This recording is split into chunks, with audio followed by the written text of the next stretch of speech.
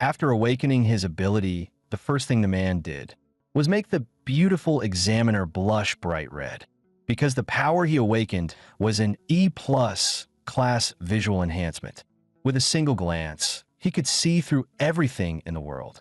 In the year 2026, without warning, Blue Star gave birth to its first life-forbidden zone, the White Mist Forbidden Zone.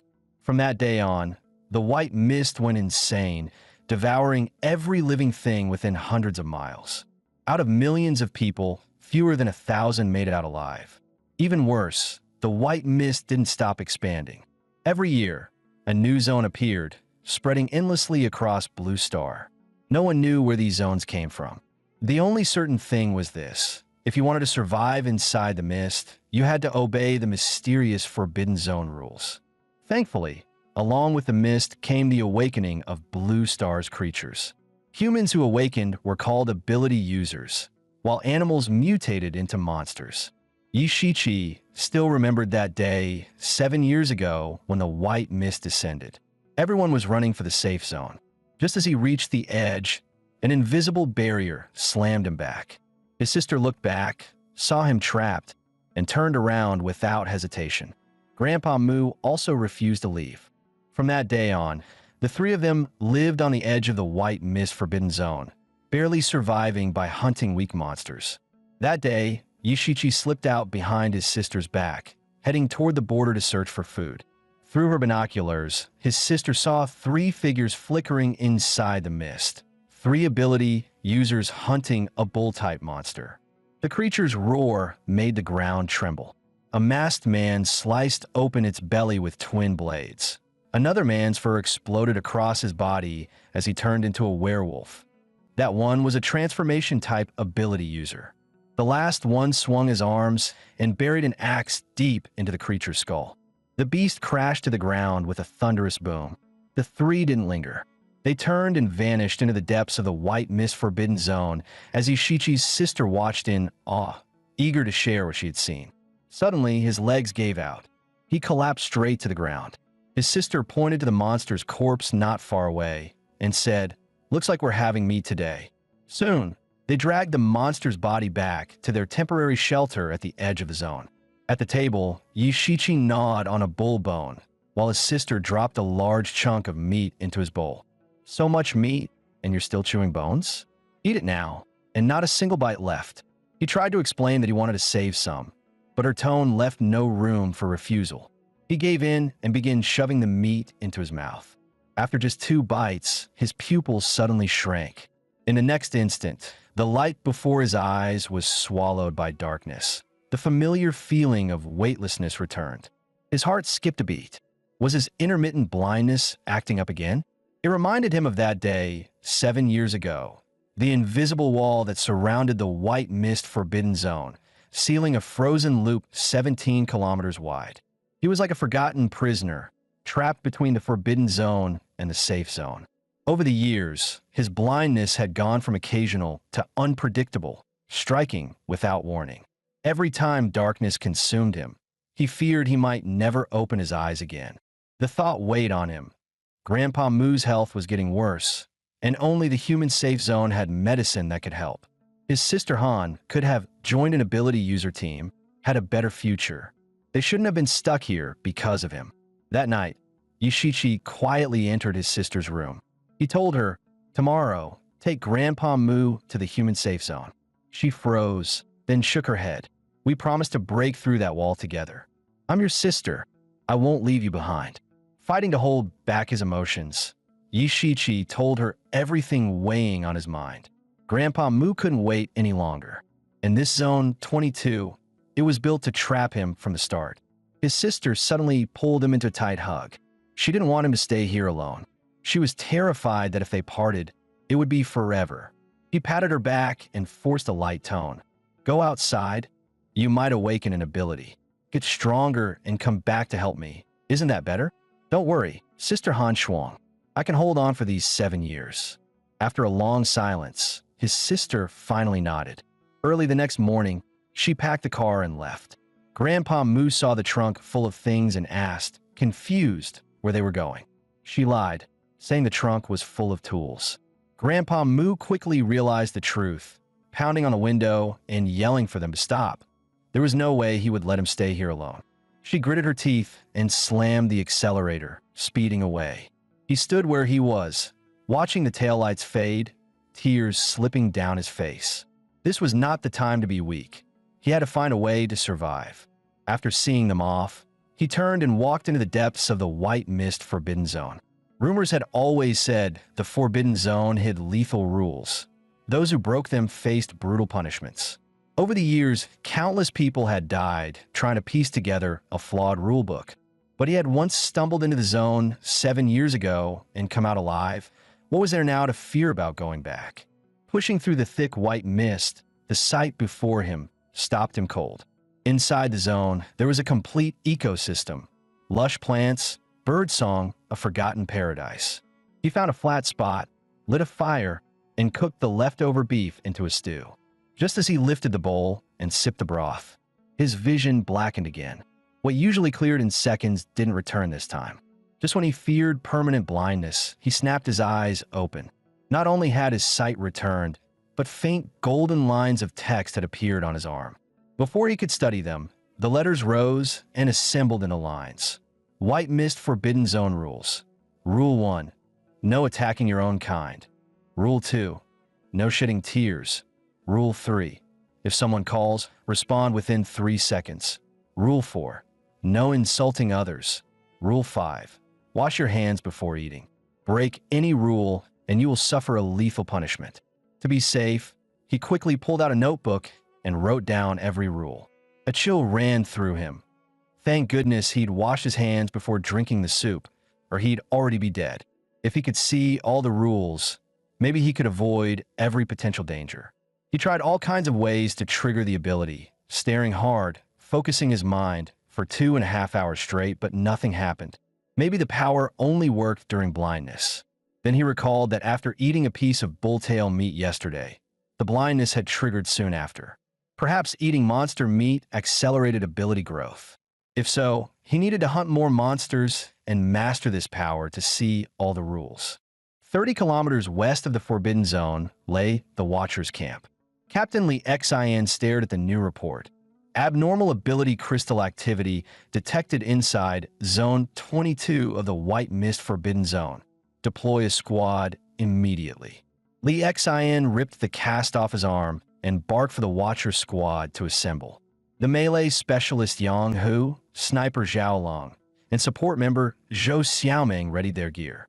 But the moment they heard the mission was to re-enter the zone for crystal retrieval. Complaints erupted. They had barely escaped the last time, wounds still unhealed, and now they were being sent back in. Lee Xin slammed the table, his voice unwavering. Don't forget who we are. We're Watchers. No matter how dangerous the zone is, ability crystals must be recovered. His words snapped them to attention. Morale returned. Half an hour later, they followed Lee Xin into the White Mist Forbidden Zone. Just as they located the crystal, a corrupted white ape charged after them, relentlessly closing in on Yang Hu carrying the crystal. Lee Xin made a split-second decision. Yang Hu, use your speed ability and get it out. We'll hold it off. Sniper Zhao Long raised his R93 rifle. The next instant, a precise shot pierced the white ape's skull. A heavy boom echoed. The impact hurled the beast backward. Everyone exhaled in relief, thinking the monster was finished. But the next second, the corrupted white ape's eyes snapped open. It burst from the rubble with a deafening roar. Lee Xin reacted instantly, unleashing his ability, 100 Bloom Golden Spear. Hundreds of golden spears materialized around his arms in an instant. They rained down like a golden storm upon the monster. To everyone's shock, the spears failed to pierce its hide. Instead, the beast caught the opening and began charging a dark energy sphere in its mouth. A flash of black light tore through the air, scattering the golden barrage and striking Lee Xion's arm. In the blink of an eye, it turned to bone. Zhou Xiaoming rushed forward, rolling up her sleeve. "Captain, quick, bite down." Without hesitation, Lee Xion sank his teeth into her arm. His skeletal limb began regrowing flesh before their eyes. Within seconds, it was whole again. He shoved Zhou Xiaoming aside and re-engaged the monster. The corrupted white ape lunged again. Li Xian flared a golden shield to block. He signaled behind him. Xiaolong now. The sniper pulled the trigger. The bullet whistled past Li Xian's shoulder, piercing clean through the creature's skull. Li Xian finally exhaled. The beasts of the Forbidden Zone were too vicious. Humans didn't belong here. The fight's energy shockwave might attract more monsters. They had to retreat. Zhou Xiaoming nodded silently, praying that Yang, who had made it out safely with the ability crystal. Just as they neared the edge of the zone, Li Xian froze. Why was there the smell of cooked meat in the air? Following the scent, they saw someone eating hot pot inside the Forbidden Zone. At that moment, Yi Shiqi was happily dipping slices of beef in a bubbling broth. Then a golden spear appeared before him. Li Xian's voice came cold and wary. "Kid, state your name and identity." Yi Shiqi flinched, raising both hands. "My name's Yi Shiqi. I'm just an ordinary person." Li Xian saw the hesitation in his voice and motioned for Zhou Xiaoming to scan him. Few dared to enter the White Mist Forbidden Zone alone. Most were dangerous criminals. The detector showed no criminal record, no background data, only an ability index below E-class. Even so, Li Xian kept staring at him, searching his expression for the truth. Li Xian's killing gaze made Yi Shiqi's stomach twist. He had to do something, anything, to break the tension, or they might mistake him for a threat. So he held up his bowl of beef and asked nervously, "Want to sit down and have some hot pot together?" Before he finished speaking, a monstrous roar echoed from deep within the Forbidden Zone. Li Xian's face darkened. The tremor in the air meant one thing.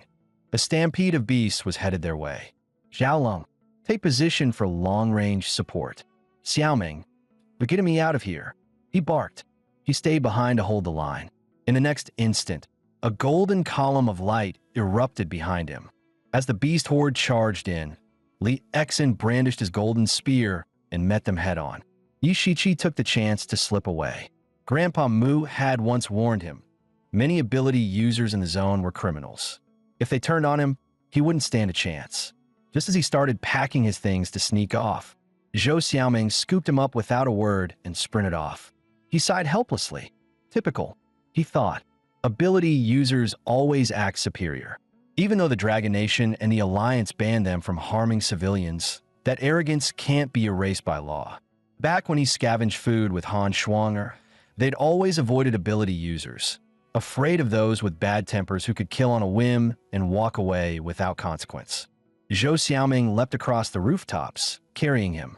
From above, he caught sight of Li Xian's summoned golden giant, a towering figure whose single sweep of its spear repelled the entire beast horde. A crimson character, demon, glowed on the giant's back. Yi Shiqi was stunned. He'd seen many ability users before, but never power like this. Zhou Xiaoming called out over the wind, "Of course not. They're no ordinary ability users. They're the legendary watchers." Before he could process her words, the white mist barrier loomed ahead. Beyond it was the invisible wall that had trapped him for 7 years. And at this speed, crashing into it would turn him into paste. "Zhou Xiaoming, I don't hear any fighting anymore. How about we stop and rest?" Yi Shiqi pleaded, but she refused without hesitation. Desperate, he tried another tactic.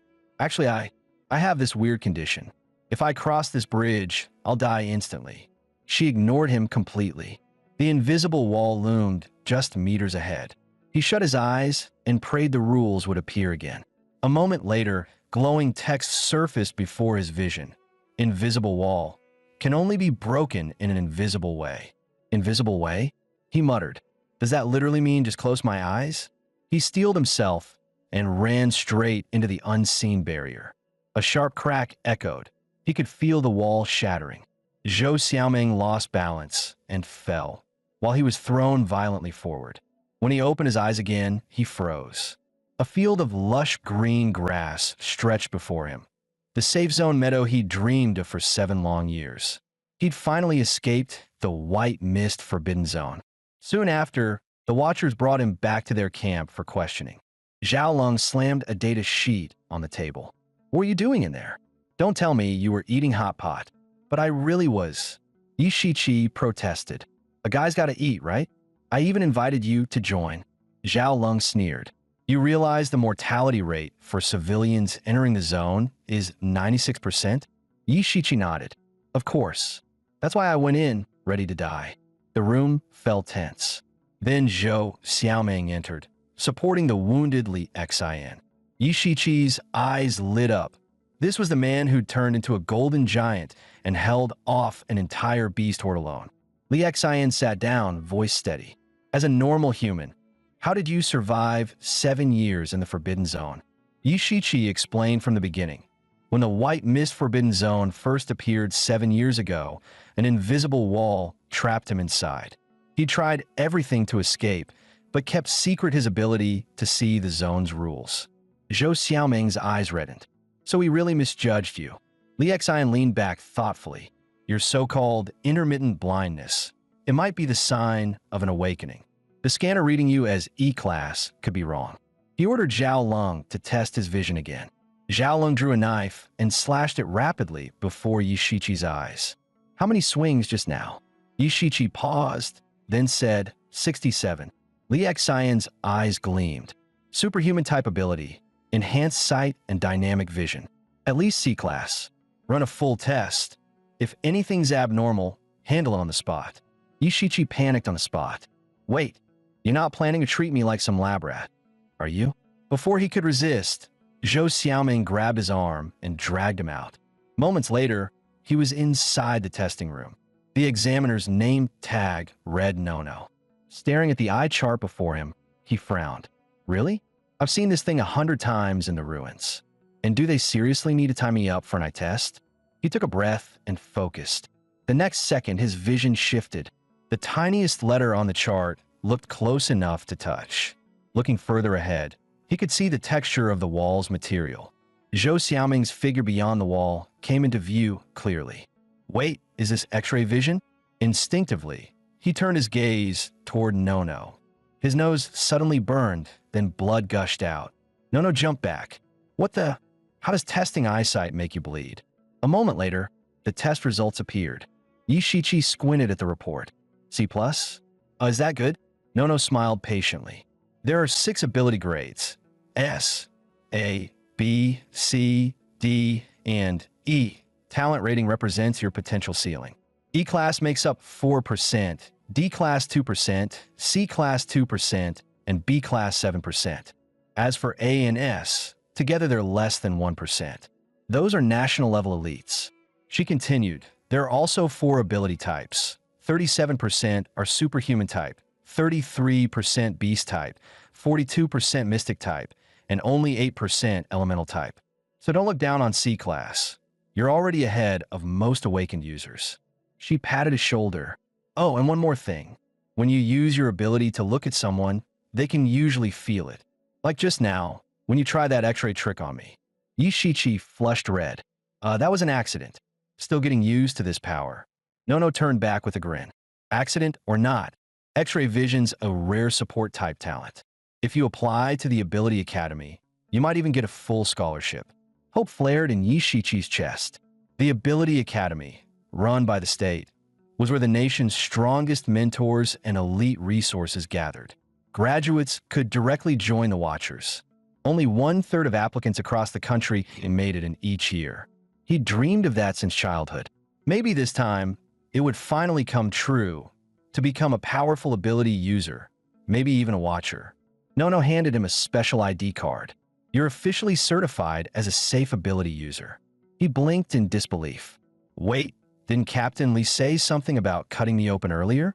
No-No laughed. That's just Lee teasing newbies. As long as your ability isn't dangerous, you get full clearance. Relief washed over him. He decided to find his sister and Grandpa Mu to tell them the good news. He'd awakened and escaped his 7-year cage. Meanwhile, his sister and Grandpa Mu were still trapped inside the Forbidden Zone, fleeing from monsters. Worse, their old vehicle broke down halfway. Just as they got it running again, a thunderous crash echoed from afar. A massive horde of monsters was charging toward them. They jumped into the car, but even at full speed, the engine rattled uselessly. The beasts were gaining. Grandpa Moo gritted his teeth and started tossing all the cargo out to lighten the load. He was just about to shut the door when the monsters rammed into the car with terrifying force. In that instant, a figure dove from a nearby rooftop and punched several monsters flying. It was Yang Hu, the same man who'd evacuated earlier with the ability crystal. He leapt into the car, and Yi Shichi's sister slammed the accelerator. Grandpa Moo saw Yang Hu's heavy wounds and reached to bandage him, but she frowned. Let's confirm who he is first. Yang Hu interrupted hoarsely. No time. Danger's not over yet. Before he finished, claws ripped through the back door. Yang Hu straightened up, eyes blazing. I'll hold it off. You just drive. Get out of the zone. Yang Hu pulled out the ability crystal and handed it to Han Schwanger. If anything happens to me, please make sure this reaches the military. Just then, a monster shoved its head through the car window and bit deep into his shoulder. Yang Hu roared, his fist igniting with energy, and blasted the creature away with a single punch. His voice grew heavy. We just met, but I believe you too can be trusted. Trading my life for one ability crystal, that's worth it. Without hesitation, Yang Hu charged out of the car and dove straight into the horde. Han Shuang knew staying would only get them all killed. Tears streaming, she slammed the pedal and drove off. Glancing down at the crystal, she couldn't help wondering what was so important that Yang Hu risked everything for it. But the moment her fingers brushed it, the crystal flared with blinding light, then melted directly into her body. A surge of violent energy rippled through the air, streaking straight toward where Yang Hu was fighting. He barely had time to react. The force slammed into him, hurling him more than 2 meters away despite his superhuman physique. The beast that had attacked moments earlier trembled, shrieked, and fled into the distance. Clutching his chest, Yang Hu stared toward the source of the energy. Did the ability crystal fuse with a human? He quickly escorted Han Schwanger and Grandpa Moo to safety in Huanghai Town. When Grandpa Moo regained consciousness, he immediately grabbed the nurse's hand. Where's Han Shuang? Has anyone seen my granddaughter? The nurse simply pointed toward the other side of the room. Grandpa Moo turned and froze. Inside a massive transparent capsule, Han Schwanger was sealed within a crystal-like cocoon, her body glowing faintly. Ignoring his own injuries, Grandpa Moo tore off his blanket and rushed forward. What are you doing to her? Why lock her in there?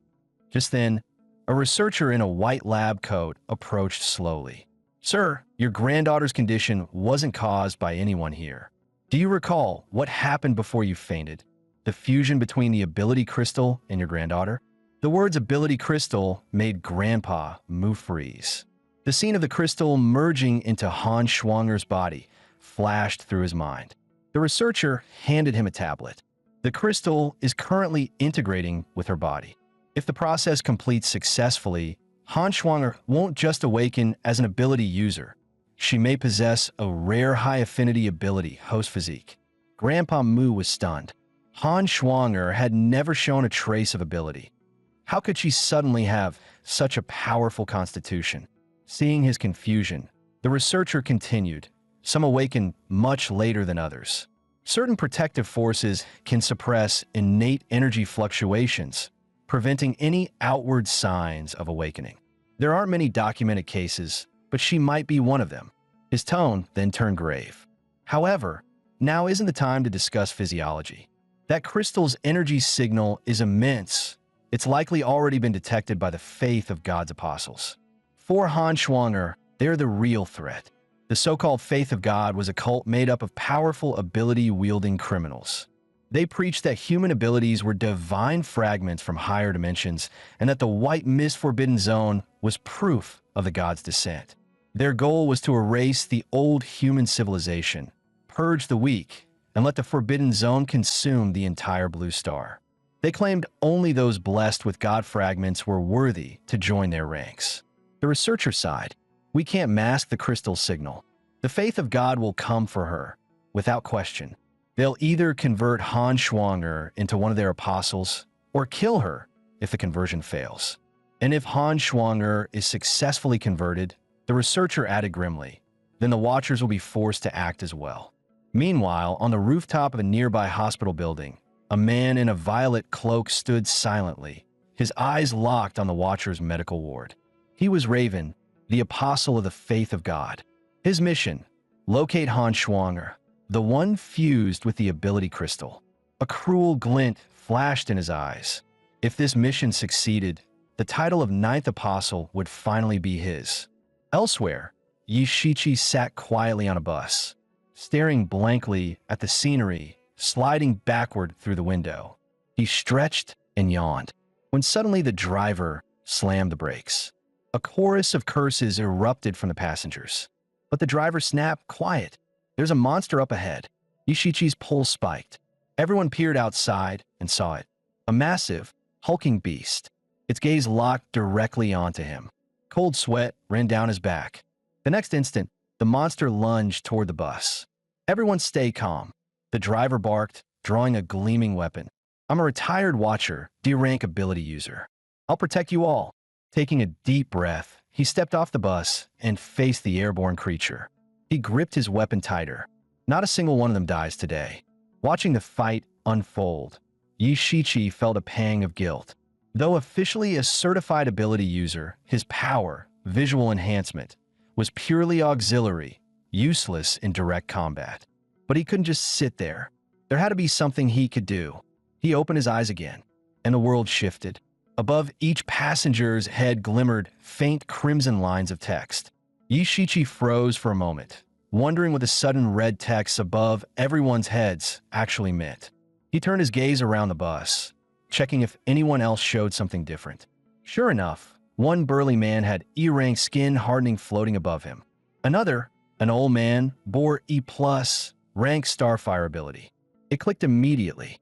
Both were ability users, but the musclehead's trembling hands showed pure fear, while the elderly man's weakness came simply from age. Yi Shiqi looked at his own shaking hands and sighed inwardly. So even ability users aren't all strong. And me? I'm just a support type with no combat power at all.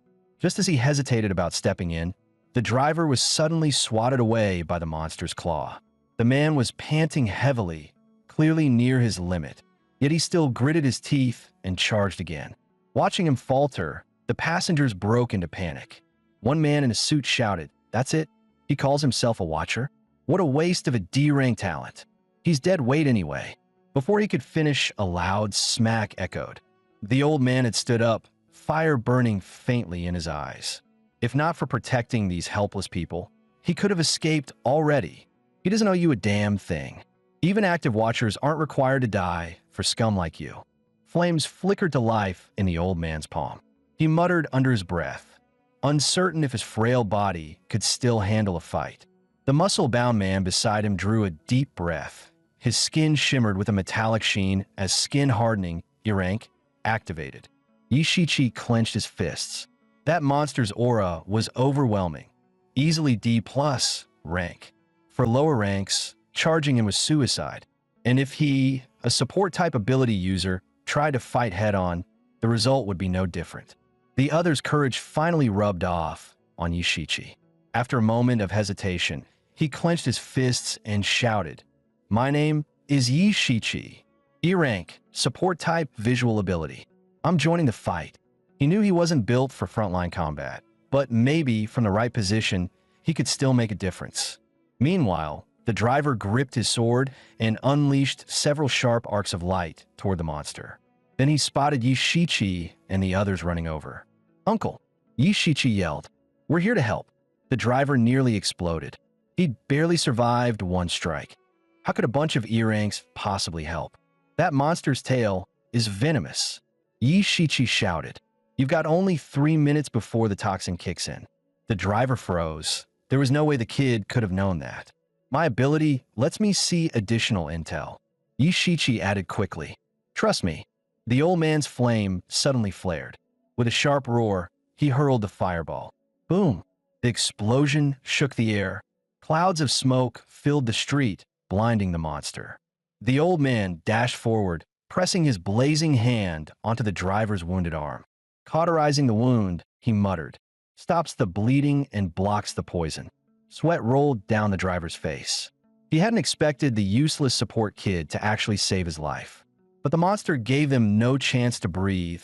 It bellowed again, louder than before. A massive claw swept down toward them. In that instant, the muscle-bound man leapt forward to shield the group. His skin-hardening ability flared, sending the monster skidding back several meters. Yet his grimace showed it all.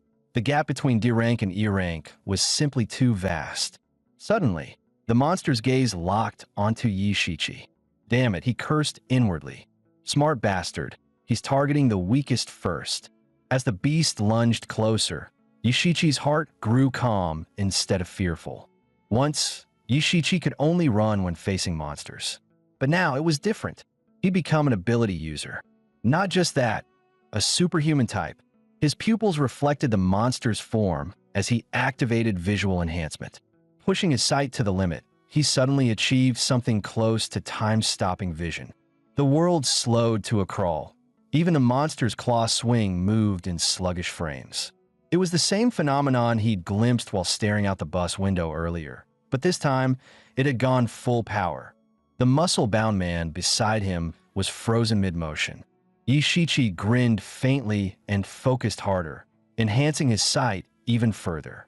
Then a blurred shadow lunged toward him, passing clean through his waist. His heart skipped.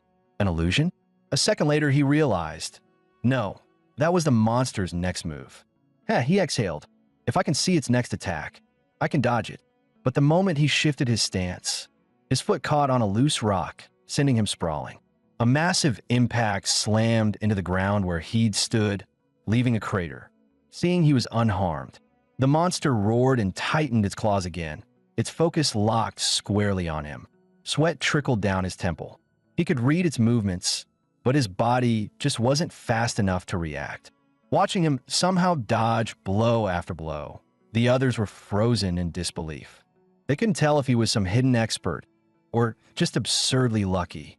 Suddenly, the driver charged forward again, a streak of bluish blade light slicing across the monster's neck. With a heavy thud, the beast collapsed. Yishichi finally let out a deep breath. The driver barked on the bus now. This place isn't safe. Meanwhile, on a nearby hillside, a lone figure watched everything unfold. His eyes sharpened. The boy's strange performance had caught his full attention. When they reached their destination, Yishichi parted ways with the others. The old man watched him go and murmured, "There's a saying among ability users. There's no strongest ability, only the strongest ability user. That kid may look weak now, but my old eyes don't lie. He'll become something great one day." The driver and a muscle-bound man both nodded in agreement. Yishichi smiled warmly.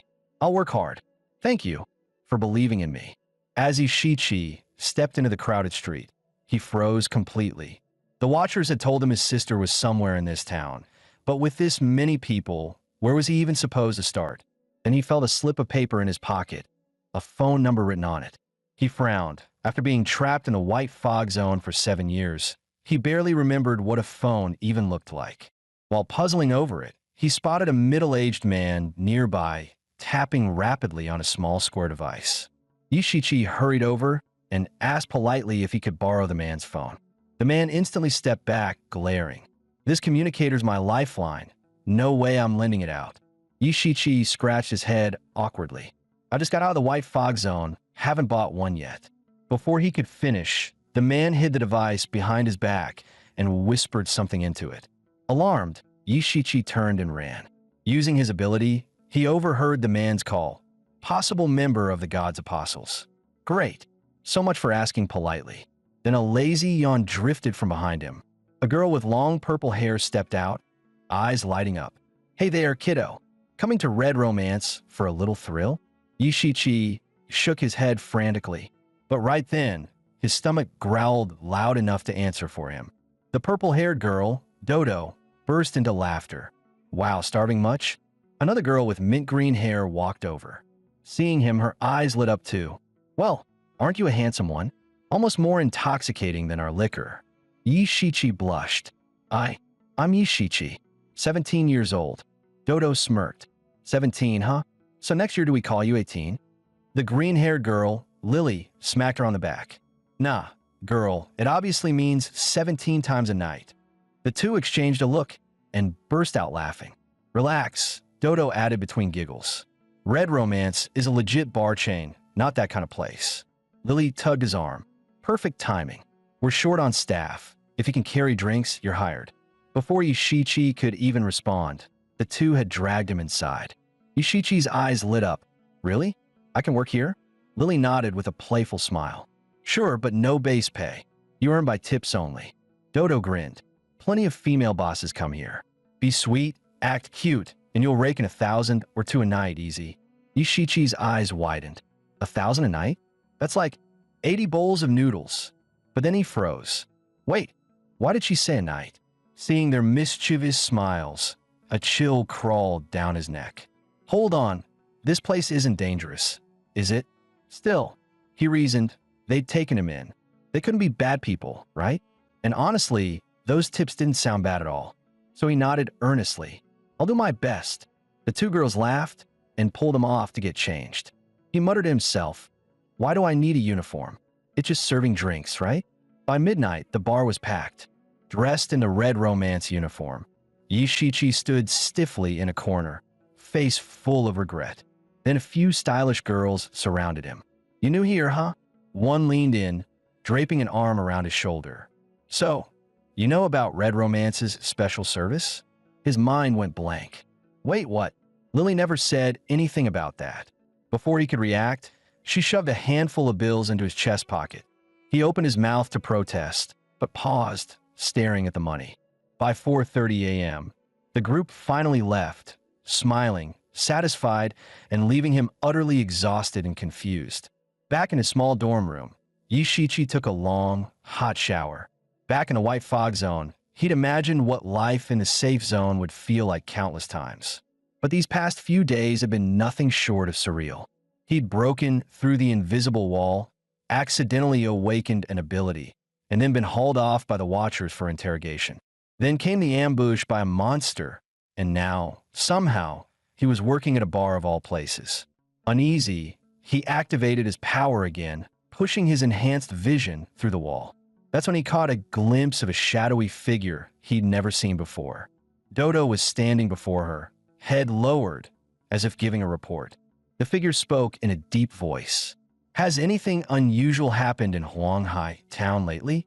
Dodo quickly replied, 2 days ago, there was an abnormal energy surge from an ability crystal. And word is, a frozen girl's being guarded by the Watchers.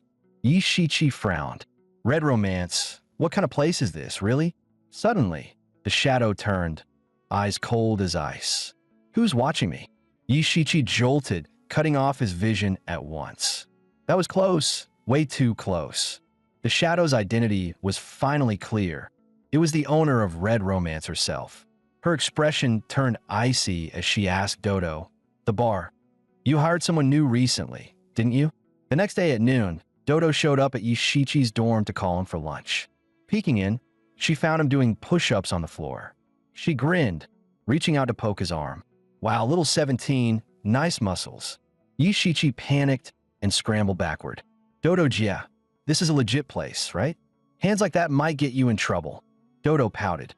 TCH, just one day here and you're already talking back? Yoshichi quickly threw on his shirt. Let me get dressed. I'll come right away. Then she leaned in, eyes narrowing playfully. So, did you use your ability to peek into the next room last night? His heart skipped a beat. Huh? What are you talking about, Dodo Jia? In a flash, she pinned him against the wall. Drop the act. Red Romance may look like a normal bar, but it's actually a covert intelligence network. Her tone lowered. In your eyes, we already knew about them. That's why the boss sent me, to recruit you. Yoshichi's pulse spiked. Recruit me? Can I refuse? Dodo blinked. Refuse? Why would you? Your ability is perfect for intel work. Yoshichi straightened, voice firm. I don't want to just be an informant. Once I join, I'll lose my freedom. I have family to find, and I need to become stronger. Yoshichi paused, then said earnestly, I'm really grateful you took me in, but I have to find my sister and my grandpa. Even if it costs me my life, I have to see them. His resolve was clear. Dodo sighed, no longer trying to stop him, and instead handed him a crucial lead. Southwest zone, the hunters cleared out most of the threats there recently. The danger levels dropped, and a lot of scavengers are heading in for easy prey. You could train there for a while, maybe even find your family. Then she handed him a phone. Don't worry, no bugs, no tracking. My number and Lily's are saved. If you ever change your mind, Red Romance will always welcome you back. Yishichi's chest tightened with emotion. Thank you, really. No matter what happens, I'll come back. Soon after, he packed his bag and said goodbye to the sisters at the bar. Red Romance might not look like an honest business, and behind the curtains, they traded information for profit, but somehow they'd given him a strange, genuine warmth. Still, his vision ability seemed stuck at a bottleneck, since it had awakened inside the fog zone. Maybe the key to evolving it was still hidden there. Whatever it took, he had to head for zone. 2.5 hours later, he arrived at the outskirts of the zone. The place buzzed like a marketplace. Teams shouting, recruiters waving signs, deals being made. As he looked around, a burly man suddenly grabbed him. Hey kid, you alone out here? The man grinned. Perfect. We're short one member. Yishichi activated his vision subtly, scanning the team behind the man, and instantly understood their real intent. I'm an E-rank vision enhancer, he said flatly. The big man froze, then burst into laughter. An E-rank rookie, huh? What are you gonna do? Blink the monsters to death. Go home to your mama, kid. But the next second, a faint orb of light appeared above the brute's head. Inside it played a memory, his team being ambushed by a swarm of spiders. One by one, his comrades were torn apart, while he ran for his life without looking back. Yishichi's heart sank. Was that a real memory? Someone who abandons his team that easily better stay far away. He quietly stepped aside. Thanks for the offer, he said calmly. But I'll go alone. The brute barked after him, what too proud now? An E-rank weakling like you should stick to the outer zone. Yishichi stopped, his tone cold. I take responsibility for my own life. At least I won't be the kind of man who runs when others are dying. Without another glance, he walked straight into the fog. Everyone here was at least D-rank. With his E-rank ability, one wrong move, and he'd be dead in seconds. Joining random parties meant being cannon fodder. At best, picking up scraps they didn't want. Better to move solo. Dodo Jia had once told him, the denser the mist, the deeper the zone. And where the fog thins, that's usually an entrance. Activating his enhanced sight, he searched for a safe passage when a shadow flickered through his vision. He recognized it instantly. A fog wraith, a mist creature that preyed on lost ability users. If you kept the right direction, they rarely attacked. Lucky for him, his vision enhancement let him see clearly through the haze. Just then, an engine roared in the distance. The fog wraith shrieked and vanished into the mist. Stop the car, shouted the squad captain. There's abnormal energy nearby. He scanned the area, but found nothing. Yishichi was crouched behind a trash bin, barely breathing. Dodo's warning echoed in his mind. Unauthorized ability, users entering a zone without a license. If the hunters caught him, he'd end up in solitary. Once the hunter squad was gone, Yishichi slowly stepped out from behind the trash bin. As he straightened up, faint glowing letters appeared on his arm again. The rules of Zone 77. His eyes lit up. So entering the zone automatically reveals the rules? The guidebook said, breaking a zone's rule brings punishment or death. But if you don't break them, doesn't that mean he could walk around freely? He quickly pulled out his notebook and copied every line of the Zone 77 rules. As he walked deeper in, the fog around him began to thin. Just as he was about to step into the inner area, a wolf-like beast darted out from an alley. His heart tightened. Carnivores in forbidden zones often mutate into killing-type monsters. This one had to be at least D-rank. But instead of attacking, the wolf just stood there panting. When Yishichi looked closer, he froze. That wasn't a monster. That was a husky. He couldn't believe it. Even if it wasn't mutated, anything that survived here must be dangerous. His grip on the dagger tightened. Yet the husky lay flat on the ground, tail wagging, eyes goofy, completely harmless. No way, is this really just a normal dog? But how could something that cute survive in a death zone? Then he noticed the husky's eyes were fixed on the stake in his backpack. When he pulled it out, the dog instantly drooled. Yi Shichi sighed. Yup, definitely a dumb dog. He waved his hand to say goodbye. The dog happily trotted after him. Hey, stop following me, Yi Shichi warned. But it kept wagging its tail. He gave up with a helpless laugh. You really want to come with me? To his shock, the husky nodded. Out of habit, Yushichi activated his ability again and scanned the husky. Words floated above its head. Magic wolf, Sirank. Attempting to become your companion. He burst out laughing. You? A magic wolf? With that dumb face? Then he shrugged. Fine. From now on, you're Erguzi. By the next morning, Yushichi had set up a small fire on an open patch of ground, grilling steak. Suddenly, Erguzi began barking madly toward the distance. Yushichi tensed and followed its gaze. The sand ahead started to boil and shift violently. A massive, scorpion-like monster erupted from the ground.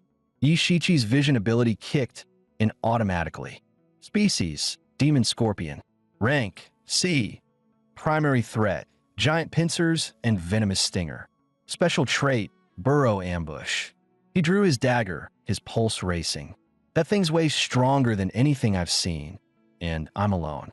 Before he could react, Erguzi lunged, locking its jaws onto the scorpion's claw. Yushichi's eyes widened. He's actually fighting it head-on. Meanwhile, not far away, 3 ability users watched from behind a pile of rubble. Their leader swallowed hard. No barrier, a monster for a pet. Don't tell me he's one of the god's followers. The bald man stammered. I heard the son of God can ignore zone rules. Look, he's grilling meat in a restricted area. He must have some divine legacy. The third man hesitated. So, do we back off or rob him? The leader waved him silent. Wait and watch. Let's see how strong he is. Back at the fight, Yushichi finally believed it. Erguzi was a true magic wolf, just disguised as a goofy husky most of the time. Enraged, the demon scorpion snapped its pincers toward Erguzi. The wolf dodged in a flash and bit down hard in return. Both were C-rank monsters, one agile, one armored, neither gaining the upper hand. Yushichi focused his vision ability, scanning the scorpion's body from head to tail. He spotted it. The final joint of its stinger, paler and stiffer than the rest. Erguzi hit the tail joint. He shouted. The wolf crouched low. Then it leapt and clamped down hard. Crack! The scorpion's tail snapped clean off. The demon scorpion screeched in pain, its body twisting violently before it burrowed back underground and fled. The 3 ability users watching from afar were stunned. He can control monsters? Is he a puppeteer from the god's followers? No way, one of them hissed. Only the leader of the cults called the puppeteer. That'd be insane. Maybe he just got lucky, another sneered. He fought using that dumb dog. If we ambush him, he's done for. Just then, Yushichi stepped out of the shadows, voice low and cold. And what exactly are you 3 whispering about back there?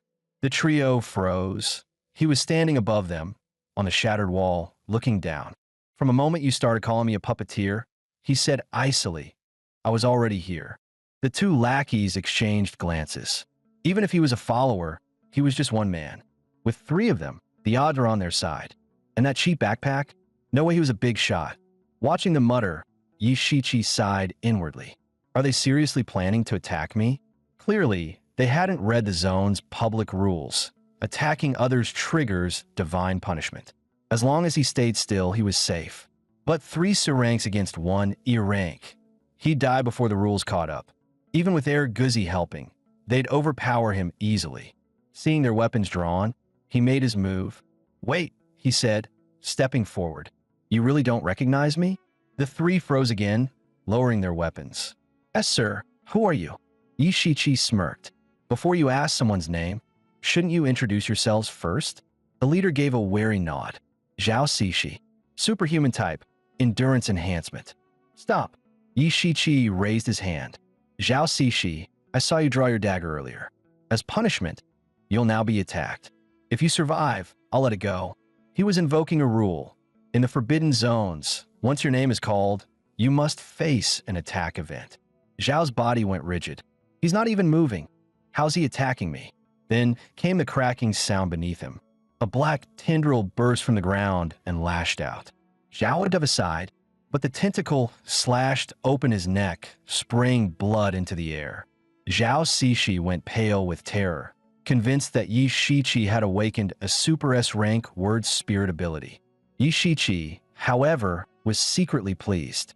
The information gap worked perfectly. He asked calmly, "So, anyone else still want to fight?" The trio panicked, shaking their heads. "No, sir. We were blind fools. Please forgive us." They hoisted the wounded Zhao Cixi onto their shoulders and bolted without looking back. Watching them disappear into the mist, Yi Shiqi finally exhaled. If they'd really attacked, 1 E rank versus 3 C ranks, I'd be dead meat. He looked down at Air Guzzi and grinned. "Training's gonna be tough from now on. Do well, and I'll grill you a whole slab of meat tonight." Meanwhile, Zhao Cixi rushed straight to the Night Watcher's base. He reported that they'd encountered a terrifying expert, at least A rank, possibly even S rank. The man could command a magic wolf and use some kind of word command skill, so they suspected he was part of the god's followers. Captain Wu Lei's face hardened. "Give me his coordinates. I'll verify myself." 4 days later, Air Guzzi had leveled up from C rank to B rank. Yi Shiqi stood atop a tree, watching the wolf fight a mutated B rank crocodile. With a sudden leap, Air Guzzi bit into its belly, ending the fight instantly. Yi Shiqi sighed. The zone rules say, no physical contact with monsters longer than 3 seconds. Guess I can't train them as mounts yet. Above, an eagle circled in the sky, its gaze locked onto him. It was one of Captain Wu Lei's scout familiars. Wu Lei suspected Yi Shiqi's power was control type and ordered, "Do not engage. Keep surveillance only." Then, without warning, a pillar of blinding light erupted in the distant horizon. Wu Lei's eyes lit up. A divine phenomenon. And a suspect at the same spot? Could a forbidden artifact be emerging? Yi Shiqi noticed the anomaly too. A week of walking and still not at the core. 300-400 kilometers already. How big is this damn place? He muttered. Air Guzzi suddenly howled toward the heavens. The stones beside them began to tremble. A massive black serpent slithered out, its cold golden eyes fixed on him. Yi Shiqi's stomach dropped. A gatekeeper-class beast. I've never fought something that strong before. Forget E rank. Even with Air Guzzi at B rank, neither of them stood a chance against that monster. Yi Shiqi quickly grabbed the last chunk of grilled meat from his backpack and held it out. To his surprise, the serpent's cold eyes flickered with light. It slithered closer, slowly, cautiously, but didn't strike. Yi Shiqi's heart lifted. Guess even monsters can't resist barbecue. Meanwhile, the Night Watcher's scanners were going wild, reacting to the distant light pillar. Captain Wu Lei stared at the readings and roared. Rank fluctuations confirmed. We're witnessing a forbidden artifact's birth. Everyone ready to move. Secure it at all costs. Stay sharp, he added. The zone will spawn monsters to guard the artifact. No slacking off. With that, he activated his ability. His body swelled, fur erupted across his skin, and 3 snarling wolf heads grew from his shoulders, hellhound form. The others transformed too. One became a cheetah, leaving afterimages as he ran. Another turned into a massive bear, muscles bulging like steel cables.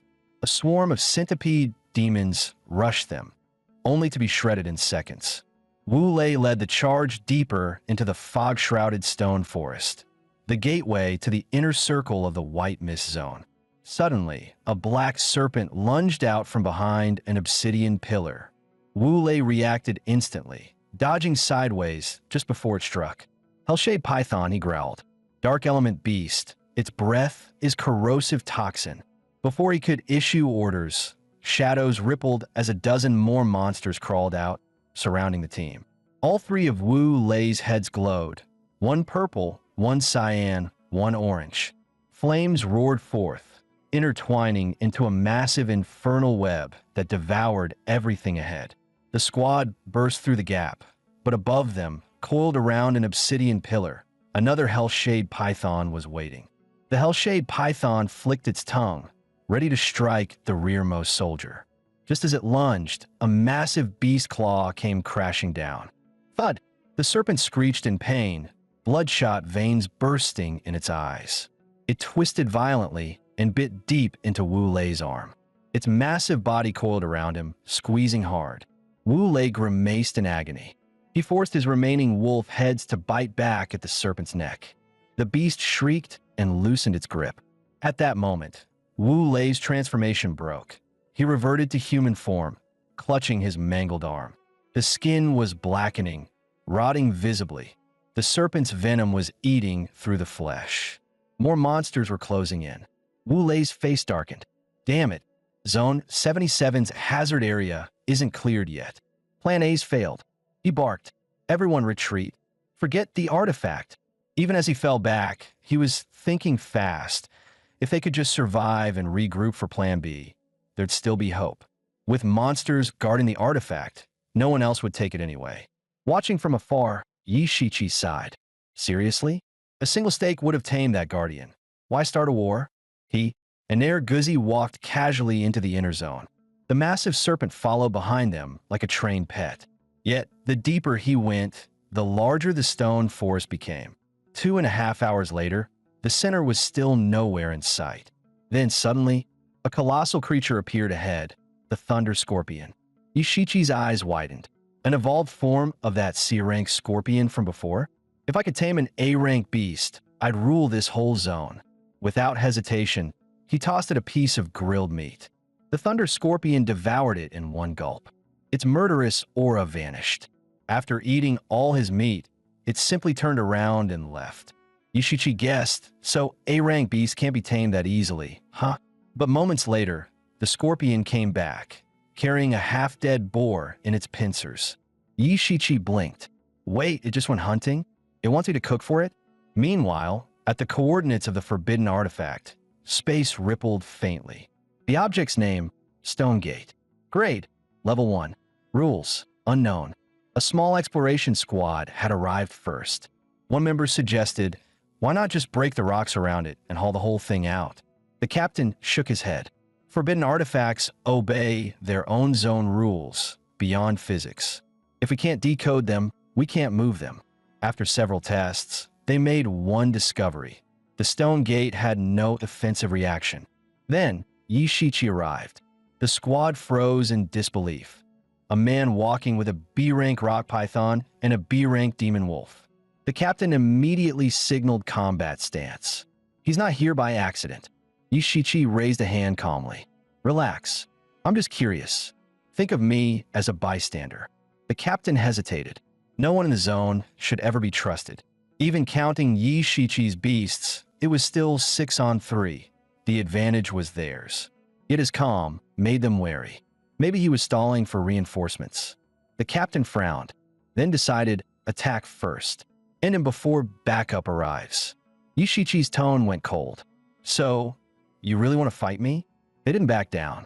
Forbidden artifacts belong to no one. Only the strong may claim them. If he wanted it, he'd have to make them yield. Suddenly, the ground burst open. The Thunder Scorpion erupted upward, knocking several men aside. Shock filled the air. 2 B-rank monsters were already bad enough, but an A-rank Thunder Scorpion? Was this man above A-rank? The Thunder Scorpion entered hunting mode. Yi Shichi sighed. Told you not to attack. It's not fully tamed. Once it hunts, even I can't stop it. The captain panicked, waving his hands. Wait, misunderstanding.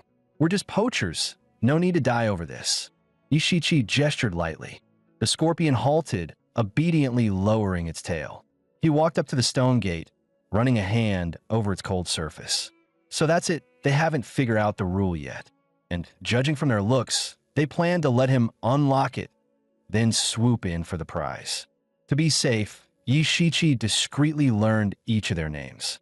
That way, if anyone turned hostile, he could let the zone's rules deal with them himself.